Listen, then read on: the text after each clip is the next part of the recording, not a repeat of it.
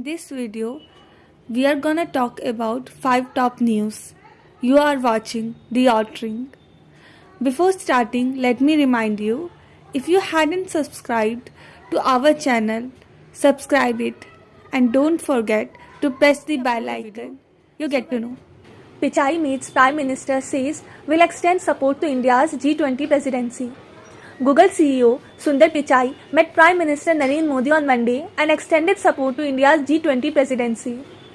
India formally assumed G20 presidency on December 1 this year from Indonesia. Thank you for a great meeting today, Prime Minister @Narendra Modi.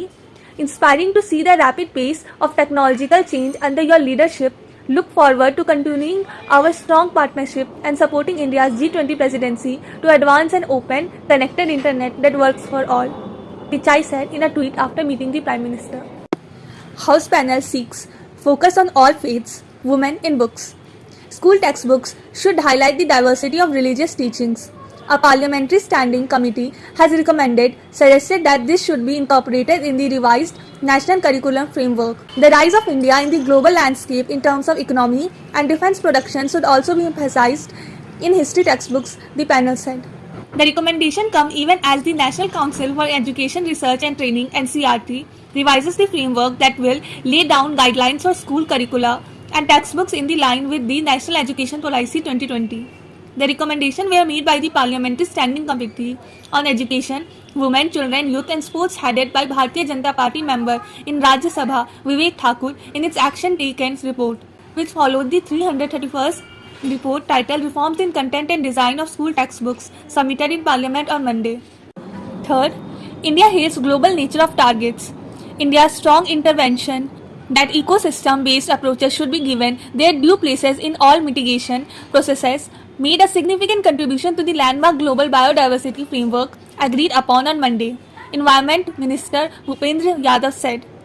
The Global Biodiversity Framework sets out to respond to several assessments that provide ample evidence that despite ongoing efforts, biodiversity is deteriorating worldwide at rates unprecedented in human history.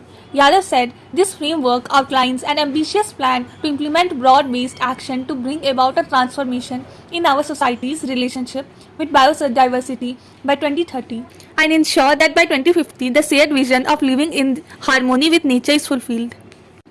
Bangladesh Minister to push trade agreement talks during India visit.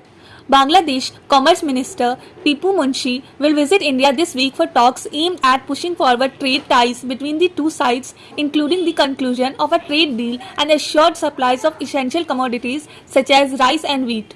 The two countries finalized a joint feasibility study for a proposed Comprehensive Economic Partnership Agreement (CEPA) earlier this year, and the next steps to take forward negotiations on the deal are expected to figure in Munshi's upcoming meeting with his Indian counterpart Piyush Goyal, people familiar with the matter said. Fifth, India's scholarly output rises, global rank improves to 3.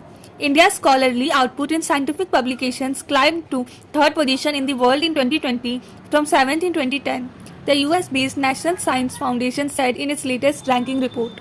India's scholarly output increased to 1,049,213 scientific papers in 2020 from 60,555 in 2010. The Foundation's Science and Engineering Indicators 2022 report highlighted, placing the country in the 3rd position in the Global League table. India's research performance in science and technology has improved significantly over the past few years, which is visible through large amount of scientific knowledge in terms of research publications, development of technologies and innovations contributing to overall development, Science and Technology Minister Jitendra Singh said on Monday. That's all for today. We'll meet you next time.